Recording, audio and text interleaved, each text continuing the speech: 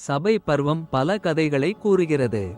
பாண்டவர்களின் சபை நடவடிக்கைகள். அவர்களின் ஊழியர்களை பார்த்தல். நாரதரின் மூலம் தேவர்களின் சபை பற்றிய விளக்கம். ராஜசூய யாகத்தின் ஆரம்பம் மற்றும் ஜராசந்தனின் மரணம். கிரிவிராஜாவில் சிறை வைக்கப்பட்டிருந்த அரசர்களை கிருஷ்ணர் விடுவித்தது. ராஜசூய யாகத்தில் அர்க்கியம் வழங்குவதில் ஏற்பட்ட வாக்குவாதம். சிசுபாலனின் மரணம். யாகத்தில் கிடைத்த செல்வத்தைக் கண்டு துரியோதனன் அடைந்த துக்கம் மற்றும் கோபம். பீமனால் சபையில் துரியோதனன் அவமானப்படுத்தப்பட்டது. சூதாட்டத்திற்கு அதுவே காரணம். அதில் தர்மபுத்திரனை சகுனி வென்றான்.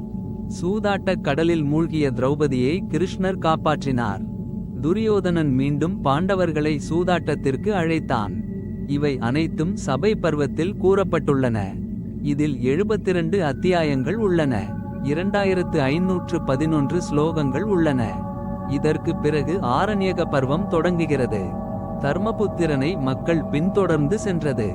விருஷ்ணிகள் மற்றும் பாஞ்சாலர்களின் வருகை. சௌபவதம் மற்றும் கிர்மீரனின் மரணம். அஸ்திரங்களுக்காக அர்ஜுனன் காட்டுக்குச் சென்றது. மகாதேவன் கிராத உருவத்தில் அர்ஜுனனுடன் போரிட்டது. தேவர்களை பார்த்தது மற்றும் சொர்க்கத்திற்கு சென்றது. விருகதஸ்வர் என்ற முனிவரை பார்த்தது. துன்பத்தில் இருந்த யுதிஷ்டிரனின் புலம்பல். நளன் மற்றும் தமயந்தியின் கதை. அவர்களின் துன்பங்கள். காட்டுக்குச் சென்ற பாண்டவர்களின் சொர்க்க வாழ்க்கை பற்றி லோமசர் கூறினார். பாண்டவர்களின் புனித யாத்திரை மற்றும் ஜடசுரனின் மரணம். திரௌபதிக்காக பீமன் கந்தமாதன மலையில் மலர்களை பறிக்கச் சென்றது. அங்கு ராட்சதர்களுடன் போர் நடந்தது. அகஸ்தியர் மற்றும் வாதாபி கதை. லோபமுத்ராவுடனான அவரது உறவு. பின்னர் ஷேன கபோத கதை. இந்திரன், அக்னி மற்றும் தர்மன் ஆகியோர் சிபியை பரீட்சித்தது. ரிஷ்ய சிருங்கரின் கதை. பரசுராமரின் கதை. கார்த்தவீரியனின் மரணம் மற்றும் ஹைஹயர்களின் கதை. சௌகன்யம் மற்றும் ஸ்யவனரின் கதை. சர்யாதியின் யாகத்தில் நாசத்தியர்கள் சோமபானம் அருந்தியது. ஸ்யவனருக்கு இளமை திரும்பக் கிடைத்தது.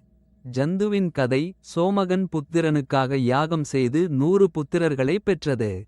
அஷ்டவக்கிரரின் கதை. பந்தியை வென்று தந்தையை மீட்டது. அர்ஜுனன் திவ்யாஸ்திரங்களை பெற்றது. நிவாதகவசர்களுடன் போர் செய்தது. கந்தமாதன மலையில் சகோதரர்கள் ஒன்று சேர்ந்தது.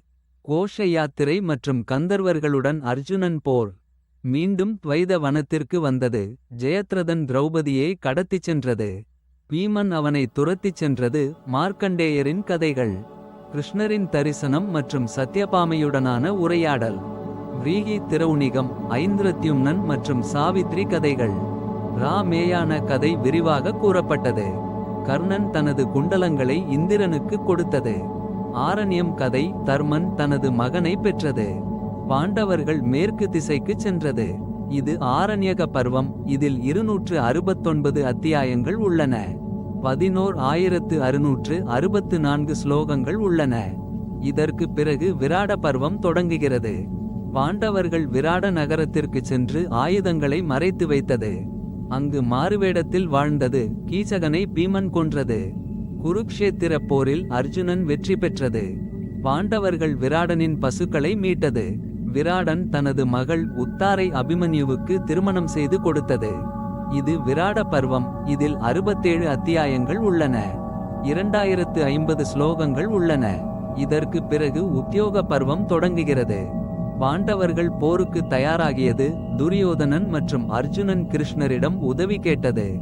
கிருஷ்ணர் போரில் ஆயுதம் ஏந்தாமல் உதவி செய்ய முன்வந்தது. துரியோதனன் கிருஷ்ணரின் படையை தேர்ந்தெடுத்தான். அர்ஜுனன் கிருஷ்ணரை தேர்ந்தெடுத்தான்.